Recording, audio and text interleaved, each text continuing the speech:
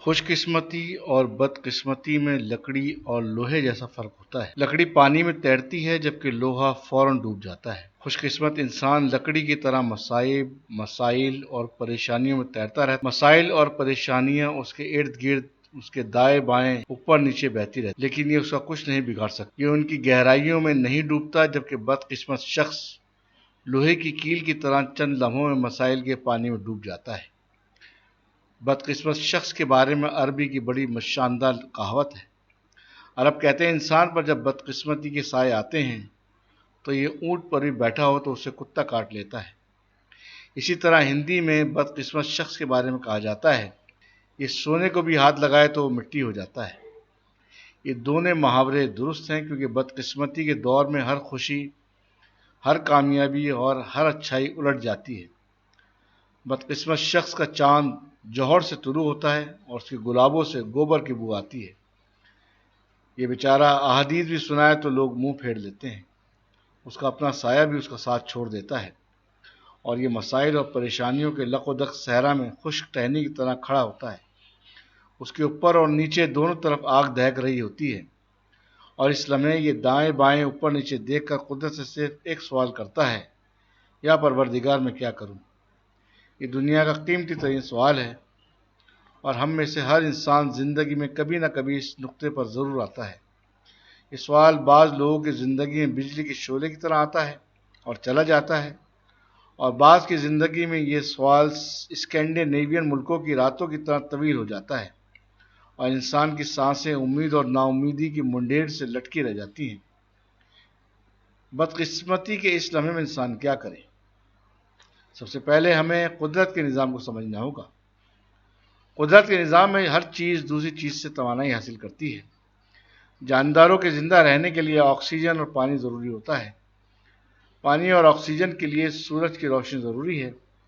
سورج کی روشنی پیدا کرنے کے لیے جلنے والی گیسیں چاہیے، اور گیسوں کی پیدائش کے لیے کسی اندیکھی کہکشاں کی کیمیاوی ری ایکشن ضروری ہوتے ہیں۔ اسی طرح پودوں کو جانور کھاتے ہیں، جانوروں کو انسان کھاتا ہے، انسان کا جسد خاکی کیڑے مکوڑے کھا جاتے ہیں، اور کیڑے مکوڑوں کی باقیات پودے چٹ کر جاتے ہیں۔ غرض کائنات کی تمام اکائیاں ایک دوسرے کی محتاج ہیں۔ ہمارا مقدر بھی کسی نہ کسی دوسرے شخص سے جڑا ہوتا ہے۔ ہماری خوش قسمتی اور بد قسمتی دوسرے لوگوں سے وابستہ ہوتی ہے۔ چنانچہ جب انسان بد قسمتی کے گرداب میں پھنسے تو اسے چاہیے کہ کسی دوسرے خوش قسمت شخص کا سہارا لے لے، بالکل لوہے کی اس کیل کی طرح جو ڈوبنے سے بچنے کے لیے لکڑی کے تختے میں پیوست ہو جاتی ہے۔ بدقسمت انسان کیل کی طرح لکڑی کے تختے کا حصہ بن کر مسائل کے سمندر میں تیر سکتا ہے۔ ہم سب کو بدقسمتی کے دور میں 3 حقیقتیں ذہن میں رکھنی چاہیے۔ ایک یہ کہ دنیا میں کوئی چیز، کوئی صورتحال اور کوئی حالت مستقل نہیں ہوتی۔ دنیا کی ہر چیز میں تبدیلی آتی ہے۔ رات خواہ کتنی ہی لمبی اور دن خواہ کتنا ہی چمکدار کیوں نہ ہو، یہ دونوں بالآخر ختم ہو جاتے ہیں، اور بدبو خواہ کتنی ناقابل برداشت کیوں نہ ہو، یہ ہوا میں تحلیل ہو جاتی ہے۔ خوش قسمتی کی طرح بد قسمتی بھی عارضی ہوتی ہے، اور یہ بالآخر ختم ہو جاتی ہے، لیکن سوال یہ ہے کہ اس کا دورانیہ کتنا لمبا ہو سکتا ہے۔ ہندی نجومیوں کے مطابق بدقسمتی کا دورانیہ عموماً 2.5 سال سے لے کر 7.5 سال تک ہوتا ہے، اور بدقسمتی کے 90% کیسوں میں 7.5 سال کے بعد صورتحال تبدیل ہو جاتی ہے۔ جبکہ یورپین ماہرین انسان کی زندگی کو 28 برسوں کے 3 ادوار میں تقسیم کرتے ہیں۔ ان کے مطابق دنیا کے ہر انسان اگر اللہ چاہے تو اس کی زندگی میں 28 سال بعد نمایاں تبدیلی آ جاتی ہے۔ یہ تبدیلی بعض اوقات اگلی نسلوں میں جا کر ظاہر ہوتی ہے۔ ہم اکثر دیکھتے ہیں کہ ایک نسل کسمہ پرسی کی حالت میں زندگی گزارتی ہے، اور اگلی نسل کی شروعات ہی خوش قسمتی اور کامیابی سے ہوتی ہے۔ اگلی نسل اس سے اپنی کامیابی سمجھتی ہے، جبکہ یہ حقیقت میں پچھلی نسل کی بدقسمت کا ریوارڈ ہوتا ہے۔ چنانچہ انسان کو چاہیے کہ اس عارضی بدقسمتی کو عارضی ہی سمجھے۔ انسان کو چاہیے لوہے کی کیل کی طرح کسی لکڑی کا سہارا لے لے۔ حالات اور واقعات کیسے ہی خوفناک کیوں نہ ہو، انسان کو ہمت نہیں ہارنی چاہیے، اور اللہ سے ہمیشہ امیدیں وابستہ کرنی چاہیے۔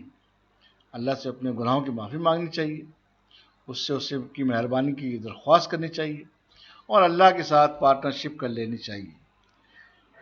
یہ انسان کی تاریخ کا فیصلہ ہے۔ چیریٹی کے منصوبے پھلتے پھولتے بھی ہیں اور ان سے انسان کو سکون بھی ملتا ہے۔ لہذا انسان کو اگر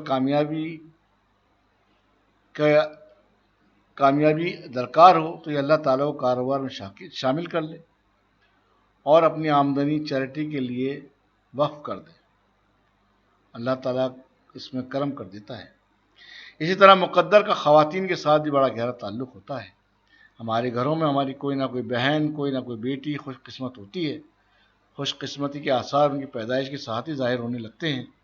ہم لوگ اپنی بدقسمتی کے دور میں اپنی اس بیٹی بہن پر شفقت کریں، اس سے اپنی قربت بڑھائیں تو یہ بھی ہماری بدقسمتی کی شدت میں کمی آ سکتی ہے۔